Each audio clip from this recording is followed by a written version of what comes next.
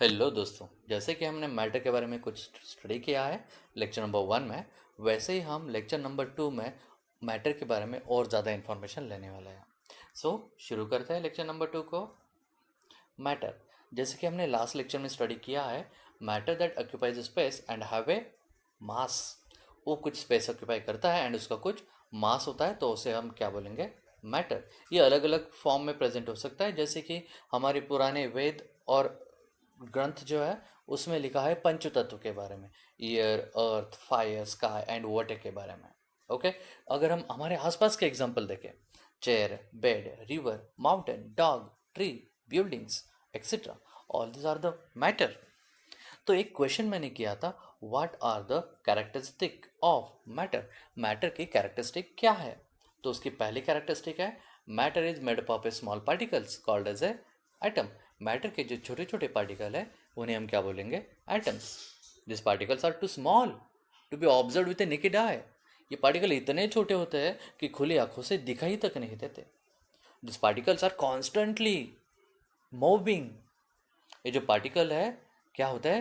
Continuously motion में होता है, हमेशा घूमते रहते हैं, बट हमें तो आंखों से दिखाई नहीं देते कि ये पार्टिकल कंटिन्यूसली मोशन में है। This particles have spaces between them. Her substance के, हर मैटर के जो पार्टिकल है उनके बीच में कुछ स्पेस होती है। This particles of a matter attract each other because the force of attraction.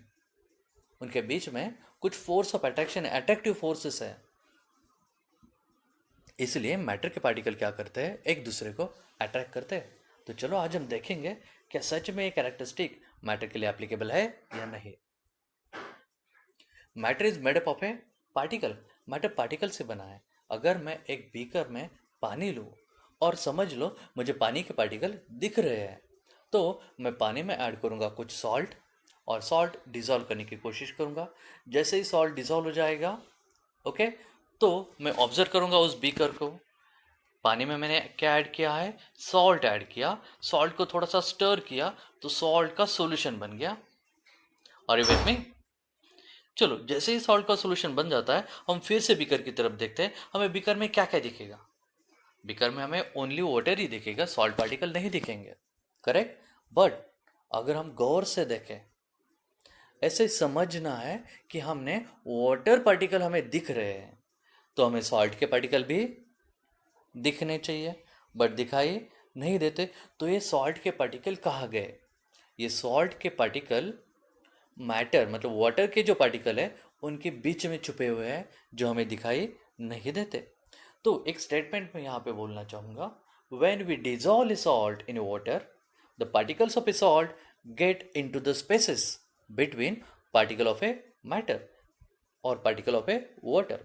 जब भी हम सॉल्ट को डिजॉल्व करते हैं पानी में, तो सॉल्ट के जो पार्टिकल है वाटर के पार्टिकल्स के बीच में छुप जाता है। इसका मतलब वाटर के पार्टिकल्स के बीच में कुछ स्पेस है।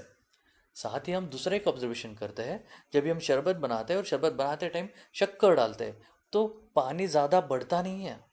इसका मतलब है पानी में अगर हम शुगर डालें तो पानी नहीं बढ़ेगा, बट पानी में अगर हम ऑयल डालें तो पानी की साइज, वाटर के लेवल बढ़ती है। इसका मतलब उस वाटर में कुछ खाली स्पेस है जहाँ पे शुगर एंड सॉल्ट जाके छिप जाती है। So that's about the matter is made up of A particle. इसका मतलब मैटर जो है पार्टिकल से बना हुआ है। दूसरा क्वेश्चन आता है यहाँ पे, how small are this particles of a matter? Particle के जो छोटे छोटे कण हैं जो मैटर के हैं, ओके, वो कितने छोटे हैं? तो इसके लिए एक एक्टिविटी हम करेंगे। हमें एक्टिविटी दी है यहाँ पे, take a 2-3 crystals of a potassium permanganate and dissolve in a 100 ml of water. 100 ml water में हमें पोटेशियम पर मैग्नेट के कुछ क्रिस्टल्स डिजॉल्व करने हैं। क्या आपने पहले कभी पोटेशियम पर मैग्नेट का नाम सुना है? हाँ, वोल्केनो का जो एक्सपेरिमेंट आपने किया था, आपने साइंस एग्जीबिशन में देखा होगा। एक वोल्केनो बनाता है, वोल्केनो में ऑलरेडी कुछ ब्लैक कलर की पाउडर रखी होती है, एंड जैसे ही उसके ऊपर पानी डालता है, वो पानी नहीं होता, एक्चुअली होता है ग्लिसरीन। ग्लिसरीन जब डालता है तो वोल्केनो फटाक से धुआं निकलना शुरू हो जाता है एंड उसके बाद ज़ोर से जलना शुरू हो जाता है। तो उस एक्सपेरिमेंट में हम यूज़ करते हैं पोटेशियम परमैंगनेट एंड ग्लिसरीन। वही पोटेशियम परमैंगनेट जो कि ब्लैकिश रेड कलर का होता है एंड पानी में डालने के बाद तुरंत पिंक कलर का सोल्यूशन बनाता है, उसे हमें यहाँ पे यूज़ करना है। So I will take a 100 ml beaker, 100 ml का एक बीकर लेके उसमें मुझे 2-3 क्रिस्टल पोटेशियम परमैंगनेट के ऐड कर देने हैं। जैसे ही हम पोटेशियम परमैंगनेट को वाटर में डाल देते हैं, वो डिजोल्व होके डार्क पिंक कलर प्रोड्यूस करता है। अब हमें करना क्या है, चलो पहले वाले बीकर में हमारा क्या था, वाटर था। ओके, उसमें हमने क्या डाल दिया, पोटेशियम परमैंगनेट के कुछ क्रिस्टल डाल दिए, तो 100 ml का हमारा सोल्यूशन बन गया। ओके, इसमें से हमें टेस्ट ट्यूब में 10 ml सोल्यूशन निकाल लेना है। ओके, एंड दूसरे वाले बीकर में क्या क्या ऐड करना है, 10 ml solution plus 90 ml water add करना है, मतलब टोटल कितना हो जाएगा, 100 ml। फिर हमें सेम प्रोसेस रिपीट करनी है।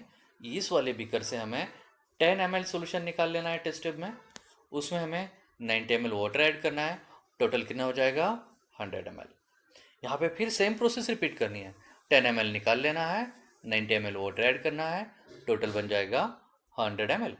इसका मतलब यहाँ पे क्या हुआ, हम पहले बीकर से लेके लास्ट वाले बीकर तक सॉल्यूशन को डाइल्यूट करते जा रहे हैं। अगर हम शुगर में बहुत ज़्यादा पानी ऐड कर दें तो क्या हो जाएगा, शुगर की टेस्ट कम कम कम होती जाएगी। करेक्ट। सिमिलरली यहाँ पे जो पहली वाली बीकर में सॉल्यूशन का पिंक कलर था, यहाँ पे वो दूसरी वाली बीकर में कम हो गया, तीसरी वाली बीकर में और कम हो गया, चौथी वाली बीकर में और कम हो गया। इसका मतलब हो क्या रहा है, यहाँ पे कलर की इंटेंसिटी जो है पहले बीकर से लेके लास्ट वाली बीकर तक कम हो रही है। मतलब ये पार्टिकल्स बहुत ही ज़्यादा छोटे हो सकते हैं। The particles of a matter are very very small, they are small beyond our imagination. हम इमेजिन भी नहीं कर सकते इतने छोटे पार्टिकल्स मैटर के होते हैं।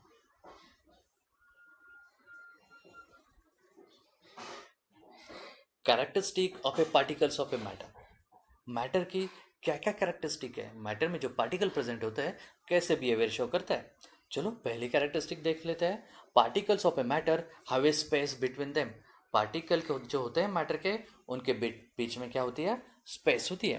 Have you ever wonder that causes of a salt go to get dissolve in a water. जो भी सॉल्ट हमने वाटर में डाला था उसका क्या हुआ, वो कहाँ पे चला गया एग्जैक्टली। जो भी सॉल्ट हमने वाटर में डाला था वो वाटर में डिजॉल्व हो गया, वाटर के बीच में जो स्पेसेस थी उसके बीच में वो वाटर पार्टिकल क्या हो गए, सॉल्ट के पार्टिकल चिप गए। दूसरी हमारी प्रॉपर्टी थी, क्या प्रॉपर्टी थी हमारी दूसरी, the particles of a matter are continuously in motion. जो मैटर के पार्टिकल होते हैं कंटिन्यूसली मोशन में होते हैं। इसका बेस्ट एग्जांपल है इंसेंस स्टिक, जो हम भगवान की पूजा जब करते हैं तो उनके सामने लगा देते हैं। उससे निकलने वाला जो धुआं है वो धीरे धीरे पूरे घर में फैल जाता है, एंड अगर हम घर के दूसरे छोर पे भी बैठे हैं तो वहाँ पे भी हमें वो स्मेल फील कर सकते हैं, हम उसे, वो आ जाता है। इसका मतलब क्या है, ये जो धुएं से निकलने वाले पार्टिकल है वो एक जगह से दूसरी जगह बहुत ही इजीली स्प्रेड हो जाते हैं। They are in continuous motion.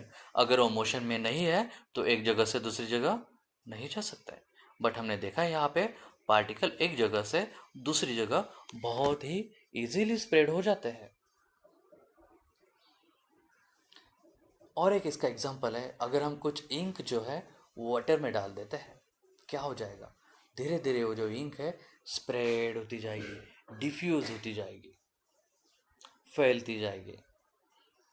What do you observe immediately after adding the ink drop?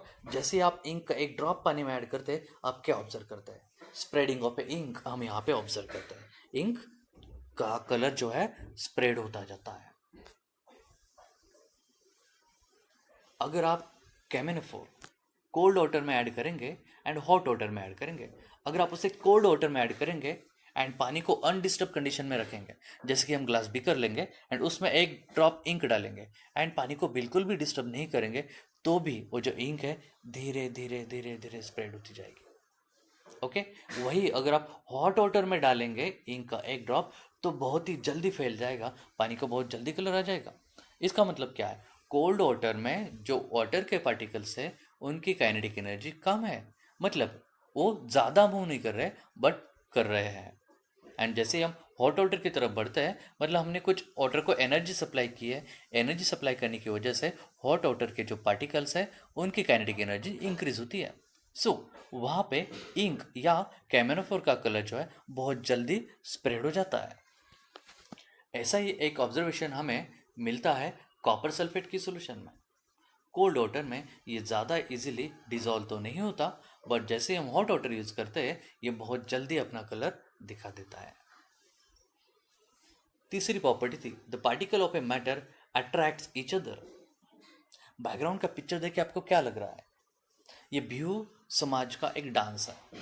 इस डांस में क्या होता है, जब भी डांसर डांस करते हैं एक दूसरे को चिपक के रहते हैं, पीछे से हाथ चिपकाए हुए रहते हैं। सो होता क्या है, उनका जो भी लीडर है जिस डायरेक्शन में मूवमेंट करता है सारे डांसर उसी डायरेक्शन में डांस करते हुए जाते हैं। मतलब वो क्या करते हैं, एक दूसरे को अट्रैक्ट करते हैं, छोड़ते नहीं है। ऐसे ही पार्टिकल के भी मैटर्स है, एक दूसरे को अट्रैक्ट बिल्कुल भी नहीं करते। चलो इसी का एक एग्जांपल देख लेते हैं। अब टेक वन हैमर, मुझे एक हथौड़ा लेना है एंड उसी के साथ साथ लेना है एक आयरन नेल, एक चौक एंड एक रबर। हथौड़े से मुझे आयरन नेल पे मारना है, चौक पे मारना है, रबर पे मारना है। क्या होगा, व्हाट यू विल ऑब्जर्व? अगर मैंने नेल पे मारा तो ज़्यादा कुछ नहीं होने वाला, नेल थोड़ा सा बेंड हो सकता है बट उससे ज़्यादा कुछ नहीं होगा। बट अगर हथौड़े से मैं चौक पे मारूंगा तो अगर मैं हथौड़े से चौक पे मारूंगा तो चौक ब्रेक हो जाएगा। हथौड़े से अगर पे रबर पे मारूंगा तो रबर को कुछ नहीं होने वाला, रबर टेम्परली डिफॉर्म हो जाएगा, फिर से अपनी जगह आ जाएगा। करेक्ट। इसका मतलब क्या है, आयरन नेल में जो पार्टिकल्स है वो बहुत ही हार्ड है, उनके बीच में बहुत ही कम स्पेस है एंड वो पार्टिकल स्ट्रांगली एक दूसरे को अट्रैक्ट करता है। अब अगर हम चौक की बात करें तो चौक के पार्टिकल स्ट्रांगली एक दूसरे को अट्रैक्ट नहीं करते, इसलिए जब भी हम हैमर से उसे मारते हैं तो इजीली ब्रेक होकर बिखर जाता है। रबर के पार्टिकल भी अच्छे से एक दूसरे को अट्रैक्ट करते हैं, तो हैमर से जब भी हम मारते हैं तो वो एक दूसरे को फिर से अट्रैक्ट कर लेते हैं बट टेम्पररी एक दूसरे से दूर चले जाता है। या फिर हम जोर से ही मारते रहे तो एक दूसरे से दूर चले जाता है। मतलब उनके बीच में जो अट्रैक्टिव फोर्सेस है हैमर के फोर्स की वजह से वो कम हो जाता है। मतलब यहाँ पे सबसे स्ट्रांग फोर्स है आयरन नेल में, दूसरे स्ट्रांग फोर्सेस प्रेजेंट है रबर में, एंड सबसे लास्ट वाला नंबर आएगा आपका चौक का, क्योंकि वो इजीली ब्रेक हो जाता है, ब्रिटल होता है। ऐसे ही आपने कभी ट्राई किया है घर में जो टैप वाटर चलता है उसके बीच में हाथ डालने का? क्या वो जो फ्लो है हम कट कर सकते हैं? फ्लो तो टेम्पररी कट हो जाता है क्योंकि वाटर के जो पार्टिकल्स है उनके बीच में जो अट्रैक्टिव फोर्स है कम है as compare to solid. Solid में अट्रैक्टिव फोर्सेस बहुत ज़्यादा होता है, वाटर में मॉडरेट है। बट अगर हम गैस की बात करें तो गैस में अट्रैक्टिव फोर्सेस बहुत ही ज़्यादा कम है। इसी के साथ आज के लेक्चर के मैंने फिर कुछ क्वेश्चंस दिए हैं। इनमें से बहुत सारे क्वेश्चंस आपने किए हैं, जो क्वेश्चंस आपने नहीं किए उन क्वेश्चंस को आपको आज फिर एक बार करना है।